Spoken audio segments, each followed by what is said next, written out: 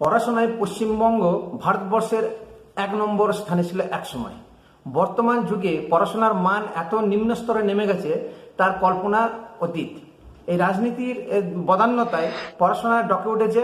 রাজনীতির নেতারা, বিশেষ করে বর্তমান যুগের নেতারা, তারা ভাবে যে তাদের ঘরের সন্তানেরা লেখাপড়া শিখে বড় আমলা হোক বা বড় রাজনীতিবিদ হোক, সাধারণ মানুষের কথা কেউ ভাবে না। সাধারণ মানুষের ছেলে মেয়েদের কথা কেউ ভাবছে না। আজকে ঢালাও নম্বর দিয়ে দিচ্ছে, কিন্তু সেই নম্বর সারা ভারতবর্ষের কম্পিটিশনে সে জায়গা কলকে পাচ্ছে না। কেন? তার কারণ হচ্ছে রাজনৈতিক নেতৃত্ব চায় যে জনগণ যদি বেশি শিক্ষিত হয় তাহলে আমাদের রাজনীতির ব্যবসা চলবে না, অতএব এদেরকে দলদাস করে রেখে দিতে হবে। ঝান্ডা বাওয়ার মতন কোনো লোক পাবো না। যদি সবাই ডাক্তার ইঞ্জিনিয়ার হয়, নিজের কেরিয়ার নিয়ে ভাবতে থাকে, সচেতন হয় মানুষ, তাহলে আমাদের ব্যবসা গুটিয়ে যাবে।